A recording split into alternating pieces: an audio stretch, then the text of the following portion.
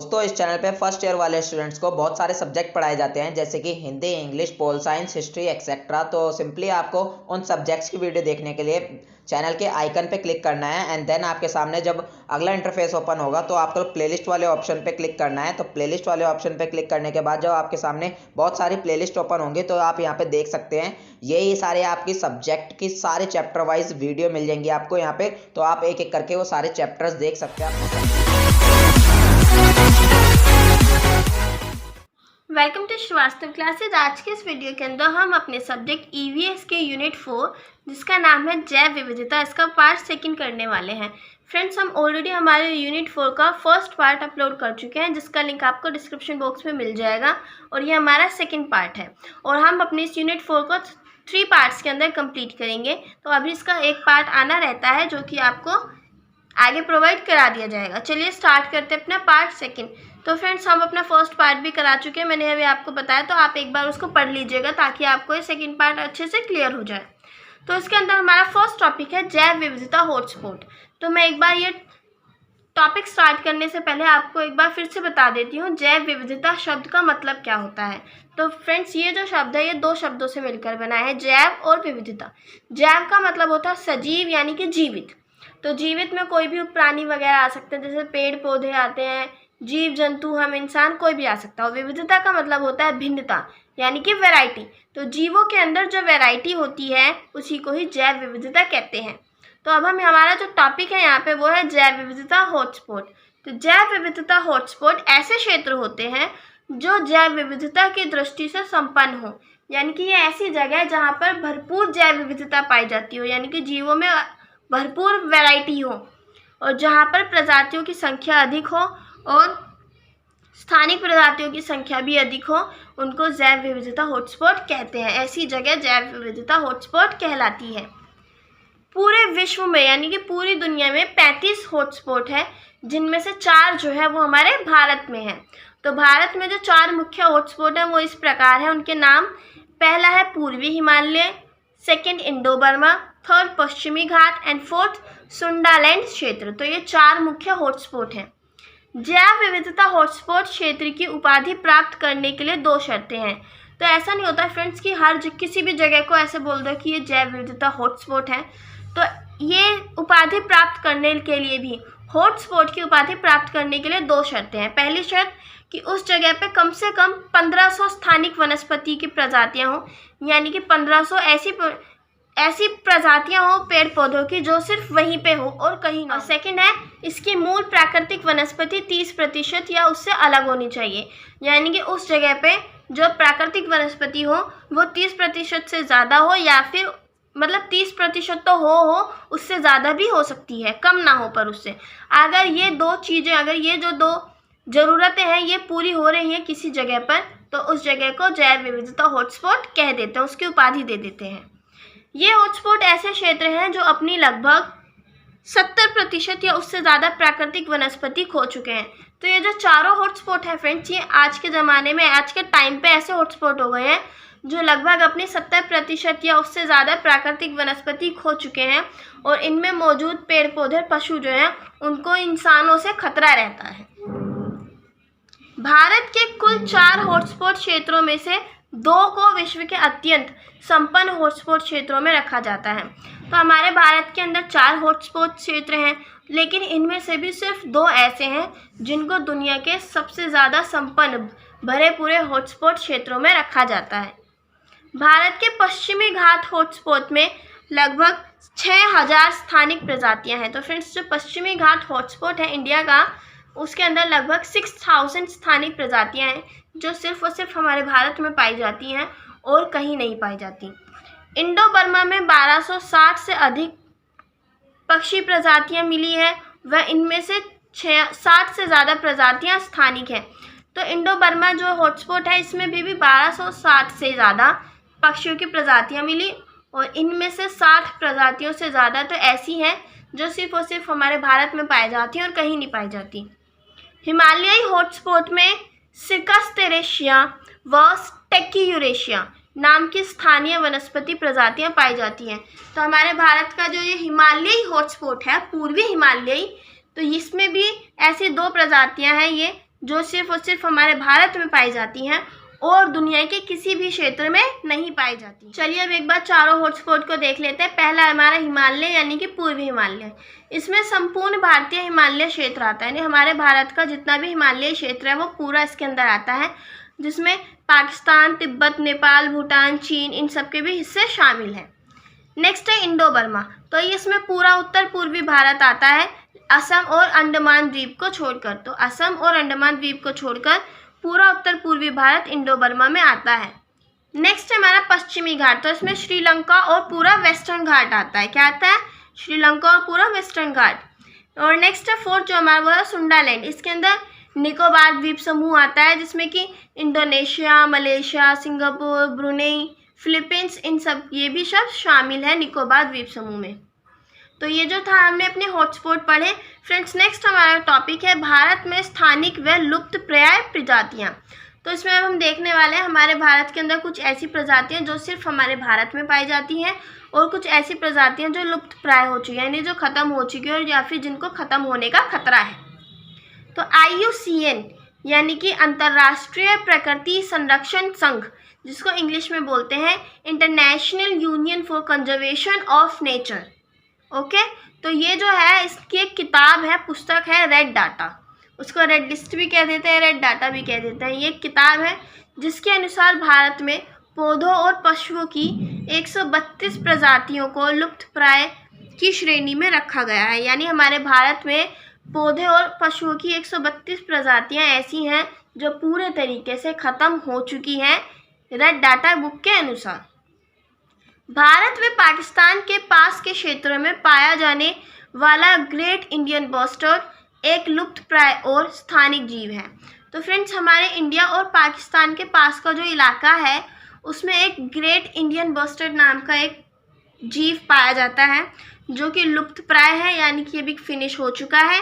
और फिनिश यानी कि एक्सटिंक्ट हो चुका है, लुप्त हो चुका है, या फिर जिसे लुप्त होने का खतरा है।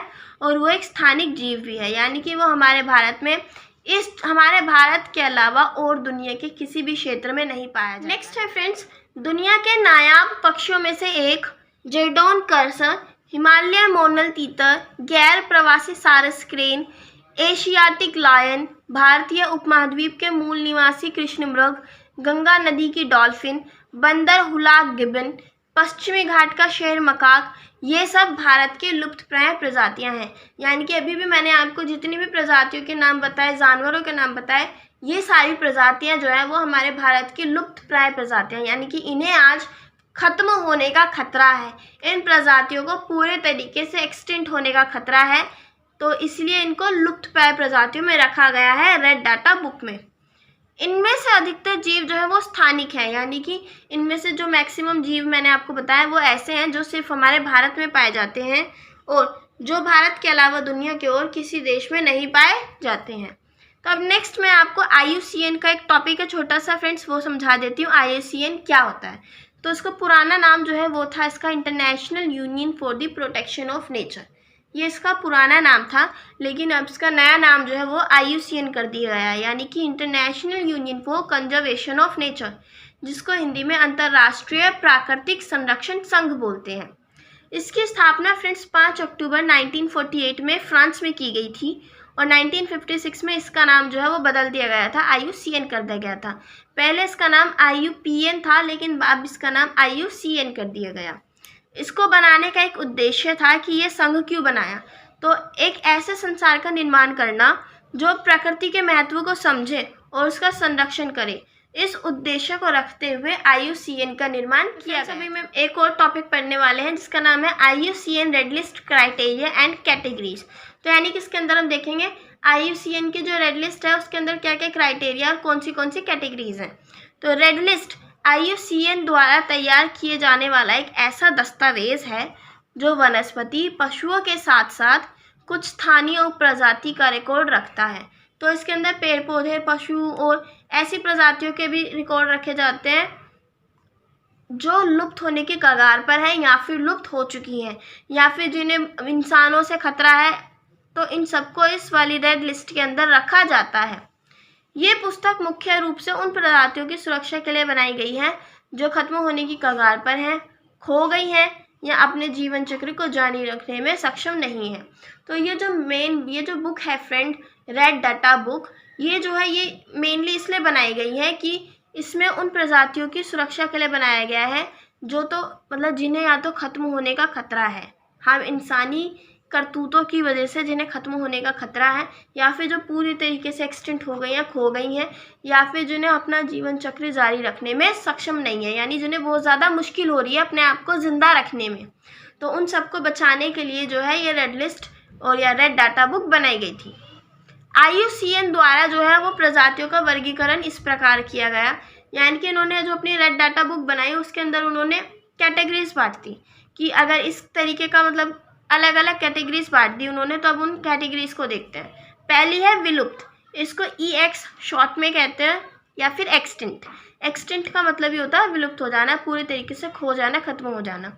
तो प्रजाति का कोई भी सदस्य जीवित ना बचे, तो जब किसी प्रजाति का कोई भी सदस्य जो है, एक भी मेंबर जो है वो जिंदा ना बचे, तो उसको विलुप्त वाली कैटेगरी में रखते हैं। जैसे कि तस्मानिया के टाइगर, तो ये जो तस्मानिया के टाइगर जो प्रजाति है फ्रेंड्स, वो आज के टाइम पे पूरी तरीके से खत्म हो चुकी है।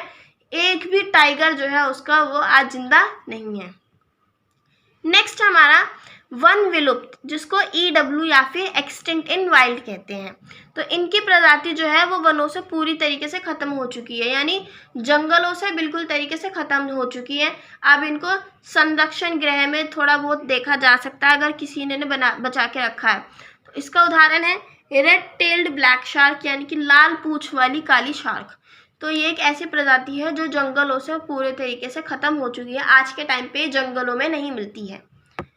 नेक्स्ट है असुरक्षित, यानी कि VU और वल्नरेबल। वल्नरेबल का मतलब ये होता है असुरक्षित। तो जाति की जंगलों से संकटग्रस्त हो जाने की संभावना है।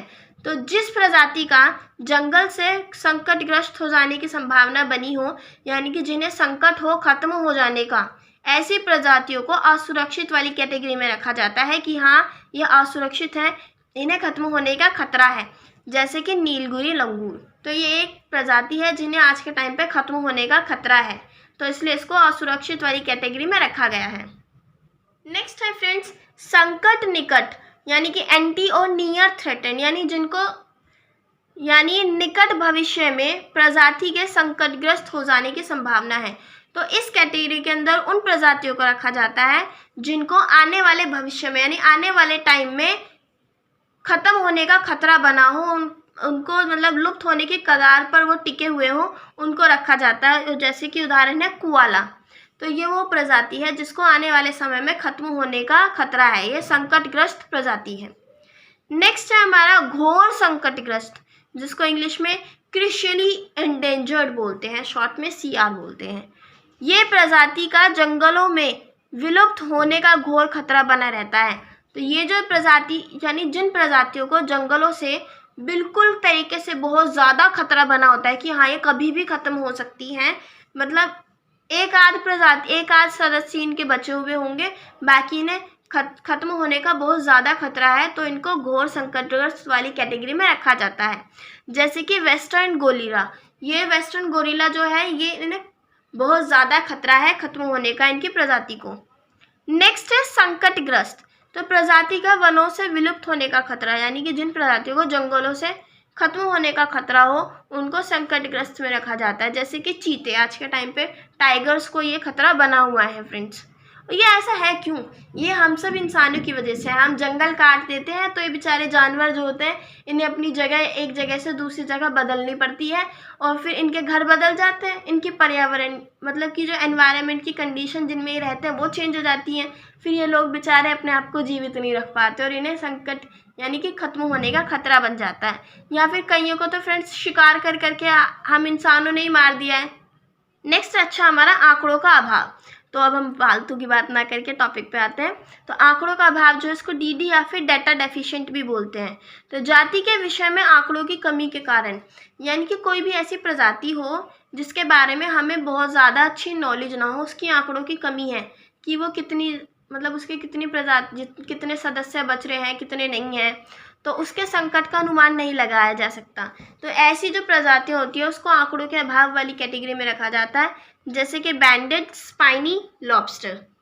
तो नेक्स्ट है हमारा संकट मुक्त, इसको LC यानी कि लीस्ट कंसर्न में रखा जाता है। तो इसमें जाति को बहुत कम खतरा होता है खत्म होने का, और वो बड़े पैमाने पर पाई जाने वाली प्रजातियां होती हैं, यानी कि जिन्हें खत्म होने का खतरा नहीं होता है। जैसे कि जिराफ, आज के टाइम पे जिराफ जो है वो अच्छी खासी मात्रा में है, मतलब बड़े पैमाने पर पाए जाते हैं जिराफ, उन्हें खत्म होने का खतरा नहीं है, तो उनको संकट मुक्त कैटेगरी में रखते हैं।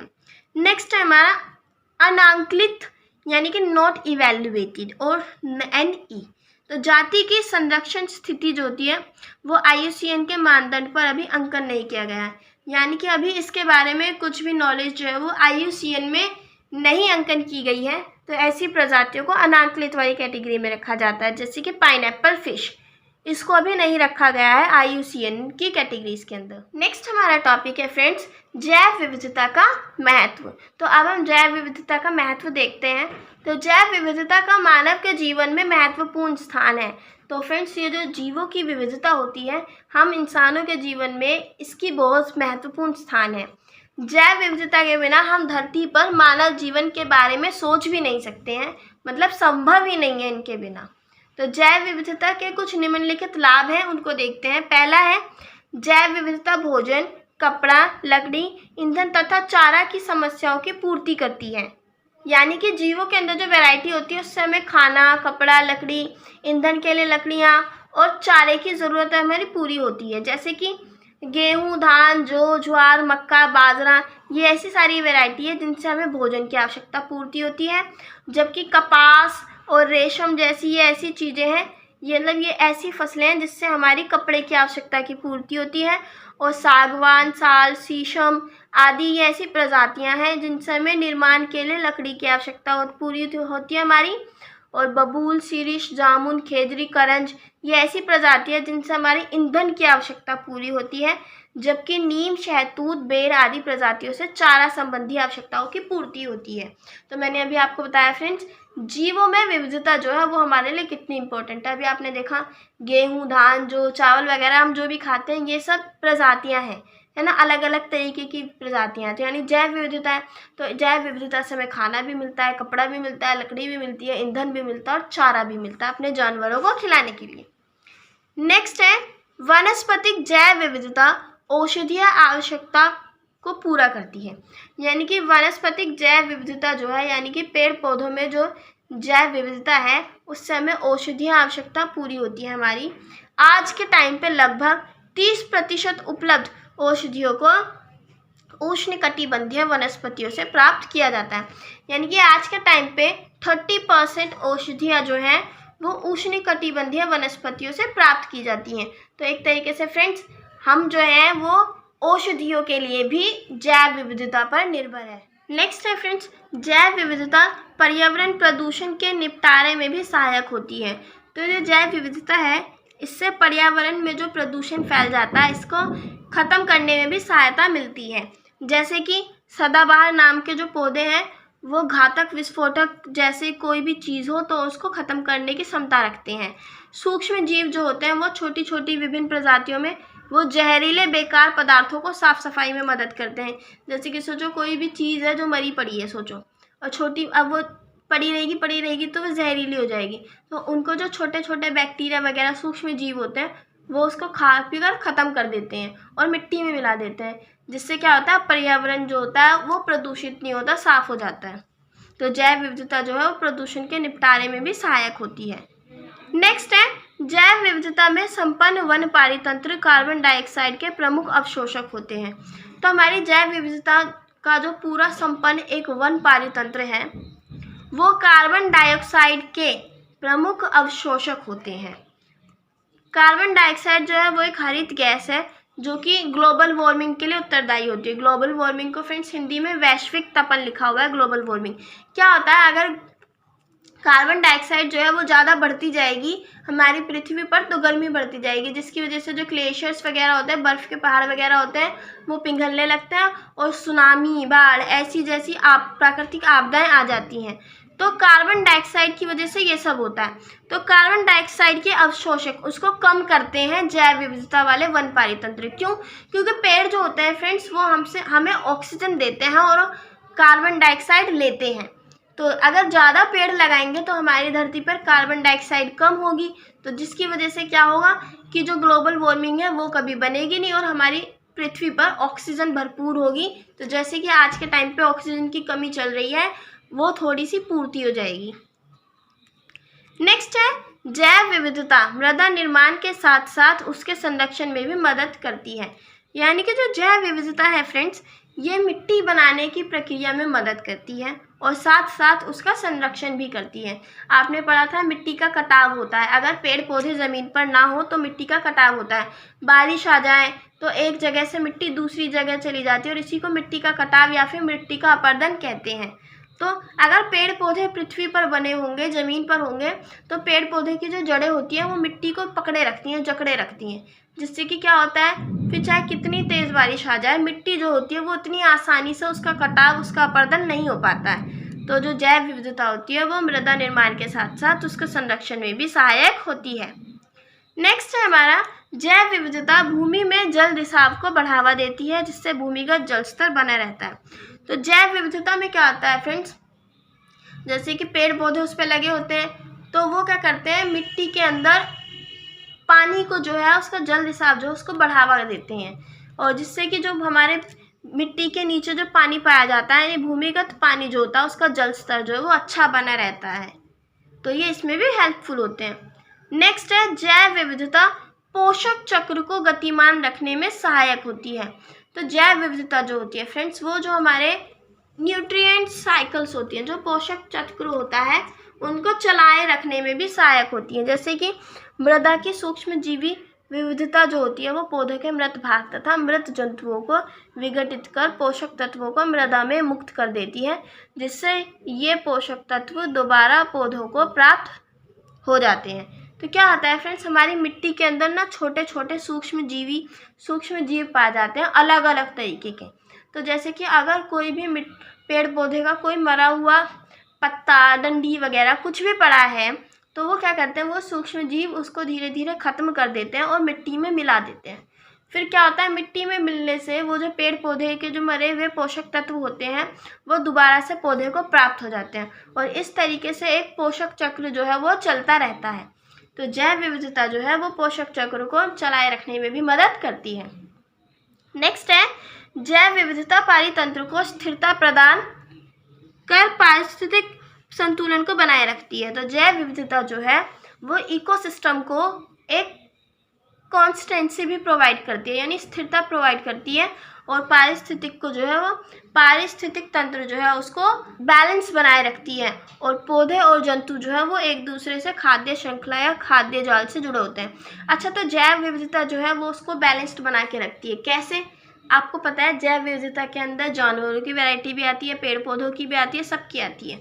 तो जो ये पेड़ पौधे और जीव जंतु होते हैं ये एक दूसरे से खाद्य श्रृंखला और जाल द्वारा जुड़े होते हैं।